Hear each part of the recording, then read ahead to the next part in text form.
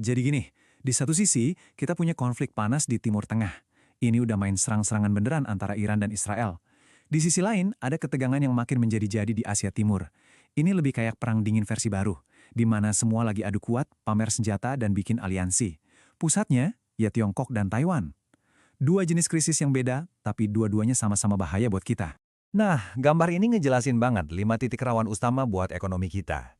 Coba lihat, dari mulai potensi harga BBM naik yang bikin antri di SPBU, nilai rupiah yang makin melemah lawan dolar, sampai pasar saham yang naik turun kayak roller coaster.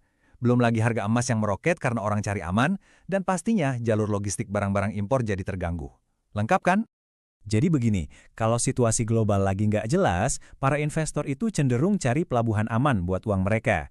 Biasanya, ya dolar AS jadi pilihannya. Hasilnya, dolar jadi perkasa dan rupiah kita jadi tertekan. Efek langsungnya, semua barang impor, dari gandum buat mie instan sampai komponen elektronik, harganya jadi makin mahal buat kita semua. Di saat yang bersamaan, harga minyak mentah dunia juga ikutan demam. Nah, buat kita yang masih impor minyak, ini pukulan telak. Kenaikan harga ini langsung bikin APBN kita berat karena subsidi energi membengkak. Ujung-ujungnya, ya pemerintah bisa aja terpaksa naikin harga BBM yang kita isi tiap hari. Tabel ini nunjukin seberapa serius situasinya. Ini analisis dari Sekretariat Kabinet loh. Ada 3 skenario. Kalau perangnya terbatas, harga minyak naik sekitar 4 dolar. Kalau jadi perang proksi, naiknya 8 dolar. Tapi kalau sampai terjadi perang langsung, lonjakannya bisa sampai 64 dolar per barel. Ini sih udah pasti bakal bikin guncangan ekonomi global yang dahsyat. Jadi, intinya kita lagi diapit sama dua ancaman yang beda.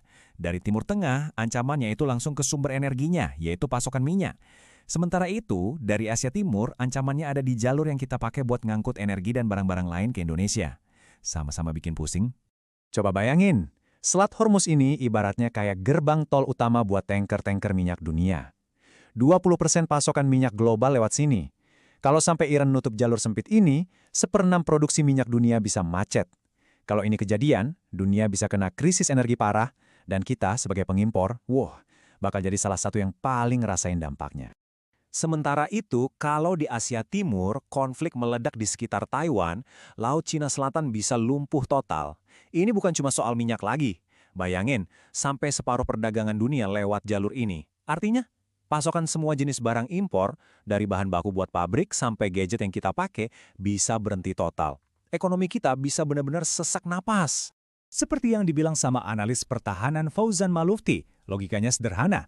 Kalau banyak negara lagi panik dan borong senjata, ya pasar alutsista jadi pasar penjual. Akibatnya, negara pembeli kayak